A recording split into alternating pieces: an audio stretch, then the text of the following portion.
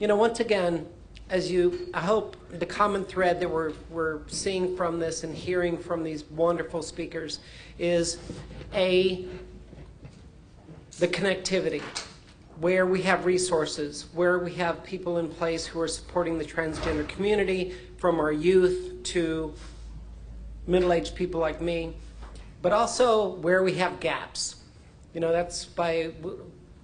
When we walk out of here, the two things that I hope we capture is where we have commonality, where we have the resources in place, but also where are the gaps and where can we move forward to improve on those gaps and make sure those resources are covered for the transgender community of all ages. With that in mind, our next speaker is from an organization that you've heard a great deal about today already. I was fortunate this last year to attend the Out and Equal conference in San Francisco, and it was an amazing experience. And here, representing our new Out and Equal Greater Central Florida affiliate of Out and Equal, Miss Andrea HAYES.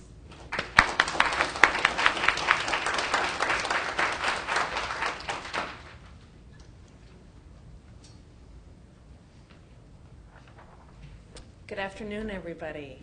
Thanks, Gina, for the invite. It's good to see some familiar faces and also some new faces, so I hope to get a chance before we leave today to meet those of you that I haven't had a chance to talk to yet. A couple months ago, when Gina reached out to all of us and asking us to come out and speak, I jumped. I think I said yes, and then I reread to see what I agreed to. But when I immediately saw the topic and that Gina was organizing this, I knew that it was something that I wanted to make sure that I was associated with. First, before I move on, know that I've been quite moved just even this afternoon listening to some of you share your personal stories and your journey, and as we've been networking and then hearing about all these other corporations, and that what I've been sitting there thinking is just how we continue to tie in. And so I just want to give you thanks again for bringing all these organizations together, because we don't necessarily mean to work in our silos. We try not to. Sometimes it does happen, but that there is overlap here and that there is a purpose, and that for all these organizations to exist is fantastic. But then when we can come together and align to provide resources and assistance to our community is where we really show our light good there. That makes me feel better, like I'm not leaning down. First, I'd like to just introduce myself for those that don't know me. I am a native Floridian, and I love that. I am from St. Petersburg, and I had the great fortune of living on the beaches and going to college and going to the beach before and after college and after work. And now I see that that was a little bit of a spoiled life, even though the beach just isn't too far. But I didn't, as you can see, move too far from home.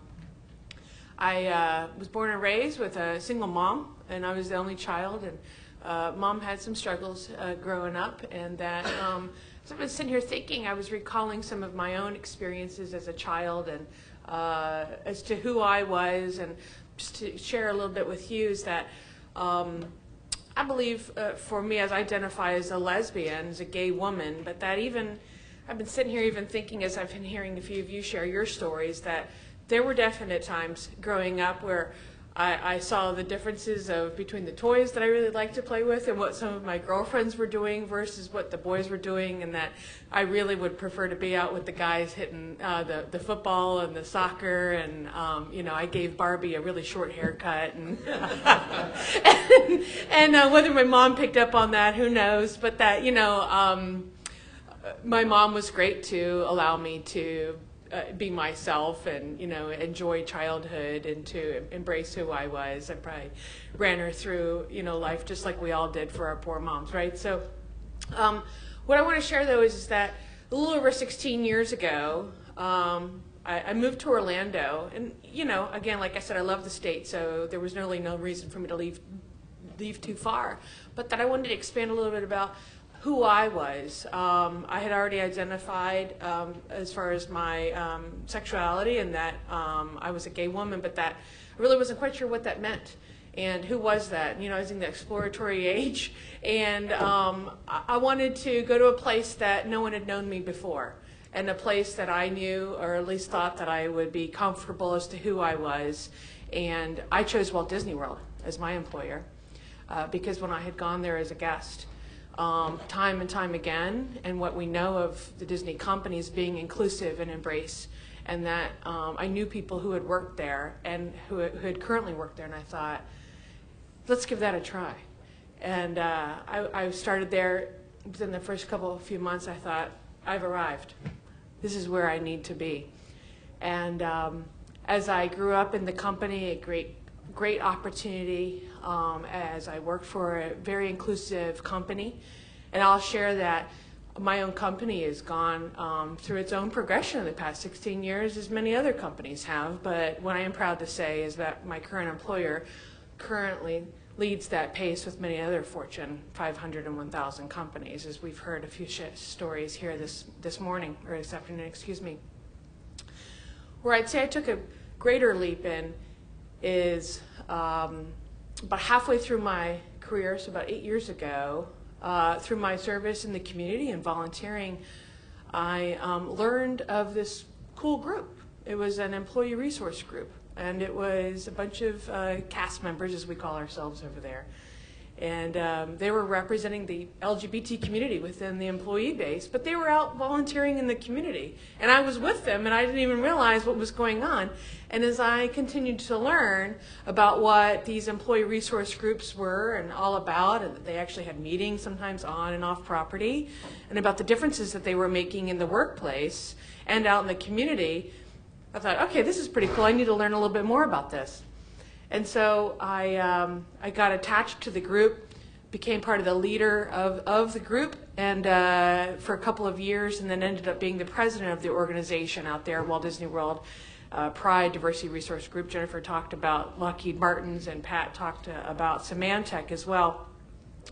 Is that then another light kind of went on for me, was being able to see the power of an influence of people. We've heard a lot of you all speak already today about being champions for one another, but that internally, what employees can do for their employers. And that while I have stood here and said how proud I am of my company that I currently work for, that there's been a progression through that. And I will absolutely have to say that the company I work for, and I bet a few of you might say the same for yours, is that the reason that bar keeps getting pushed or things keep getting better and better is because the employees have brought it to life, to their leaders, to their executives, and have challenged the status quo. And that, yes, while I do work for a very large company, and I say sometimes we are the community because we are out and about in these 5, sometimes 6 central counties, but that there is great impact that employees can do within their corporation.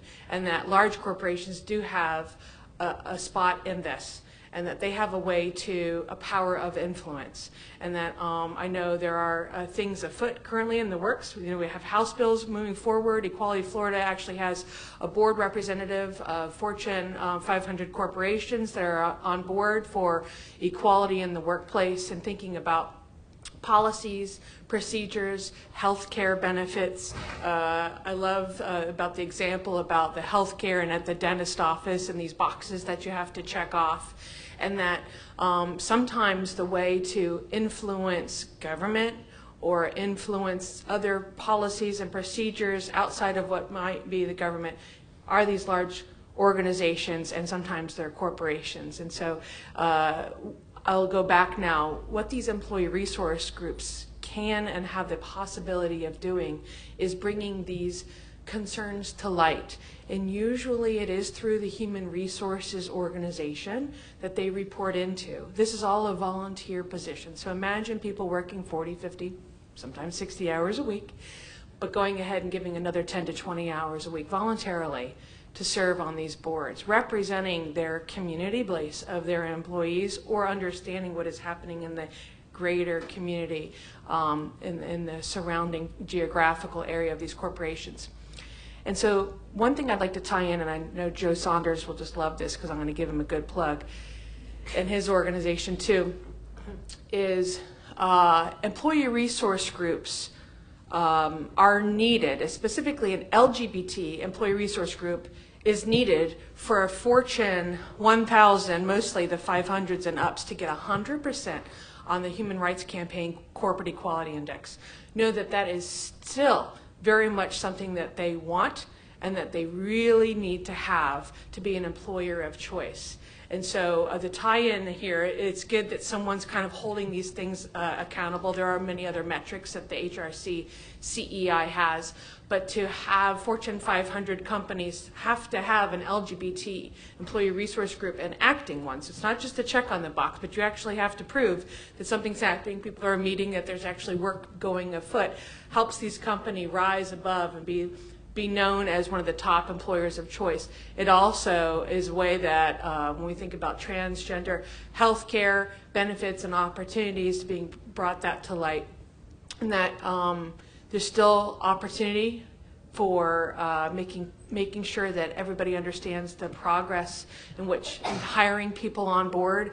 I don't know if about how long it's been since maybe some of you all have changed into new jobs, but just think about some of those steps, and that usually the onboarding and training of an employee could sometimes take, at the minimum, I think, a week, but it could take up to 3 to 4 weeks or even longer, depending on the technical training that's going on. And imagine all the people that someone has to meet, and what is the appropriate area for work, and then most specifically, and I think what I'd love to just point out is, what restroom is someone supposed to be using while they're working, and what is appropriate for them and where to go. What I do love to see sometimes is when publicly or outside available for the public, or just for employees when there's non-gendered. So it's just open place for people to go in, whether it's just one stall or many, but that, that's something that I personally am a fan of, because it just makes it much more comfortable. But in the realm of what we're talking about today is that I'm representing Out and Equal. It is a new chapter here in Orlando, and it's an affiliate of the organization that resides out in California, based in San Francisco. It's been in existence since 1996. Celeste Berry is the CEO and founder. She's remained in that role this entire time. And that their mission is for equality in the workplace, inclusion, and supporting LGBT employee resource groups. So as I shared, these Fortune 500s have to have it if they're going to get 100% of the CEI, and they can't just check the box.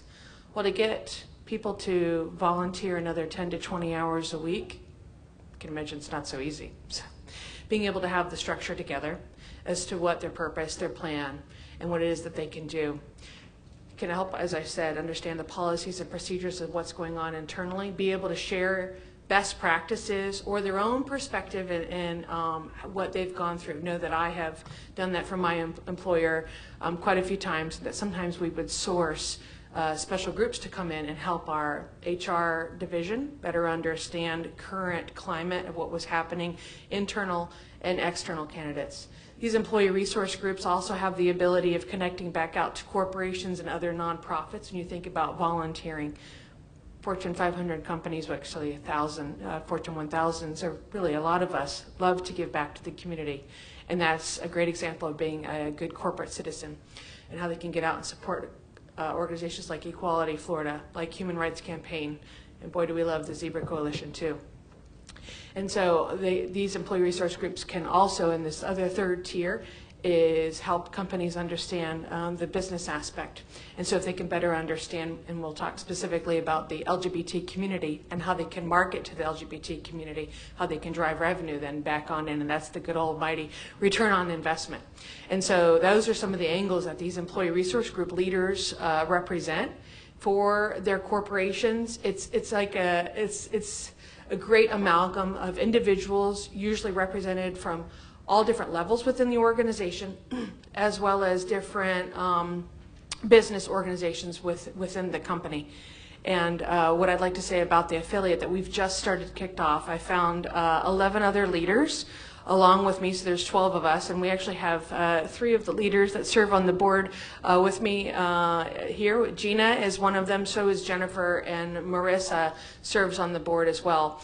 And that this coming May will be our kickoff, so there'll be more that you all will hear about that, where we're going to host a networking event so you can learn more about Out and Equal and the affiliate here in Orlando, and how we hope to be able to continue to serve, work together as organizations, and expand opportunities to ensure that the greater Orlando community, working community most specifically, is as inclusive as possible. So if we have a moment, I'm happy to take questions, but is there anybody who'd like to ask a question? Hi, I'm John David. I am a transgender male. I transitioned last year at the age of 45. What I do for a living is I'm a veterinary practice management consultant. I have access to 26,000 vet practices across the country who call me for advice. The word got out that I transitioned. I'm getting calls from all over the country about how do I transit, what role do I take in transitioning this employee. It's the small business sector of America, doesn't have to meet certain benchmarks for inclusion, but just the veterinary industry alone is millions of employees. So with all these other sectors, what would you recommend? I'm trying to reach out and create some sort of standard in certain industries for this as well. To try and equal Fortune 500 standards as well. Sure. I'll answer it, and then I'm going to give you an email address of ours so you can follow up. We would love to help connect, and we would then use our home chapter in San Francisco's resources. Also connecting with your local Chamber of Commerce, which is MBA Orlando, and they'll connect to the National Gay Lesbian Chamber of Commerce. Between those two groups, you'll be able to get enough of conversations and resources to help better understand whether there's current models that you can leverage from, or if there is something more specific that could be developed. But between those two affiliates that are local and then connecting out to the national level, I think that would be helpful. But if you have any other questions, you can send a note to Orlando and then the @ symbol and spell it out. outandequal.org. The word "and" is spelled out, outandequal.org. That's a great example of how we can work together, but helping to provide, because you're right, to talk a lot about large corporations because they're kind of mandated, but smaller startups and medium-sized aren't held to the same level, but you certainly want to be an inclusive employer. It is true, but someone that is transgender can actually, if it's not done properly in the front office, it can actually hurt a small businessman financially. And I think small businessmen and women, that's fine, but when the bottom line is affected, it's more prevalent in a smaller business than, if they take a chance on someone. Yeah. I'm sure, and I'm looking around the room. I know there's a couple other entrepreneurs in this room that probably have shared some of the similar stories or know of. Thank you. Thank you. Oh, one more. So the next conference for Out and Equal is in Dallas, is that right? Yes, it's in Dallas this year. Next year it'll be right here, Orlando. It'll be shared on the Walt Disney World property at Swan and Dolphin and Yacht and Beach Club. And that's usually a conference of 3,000 to 4,000, sometimes in the higher end when it's here. It's great. Thank you. Thank you very much.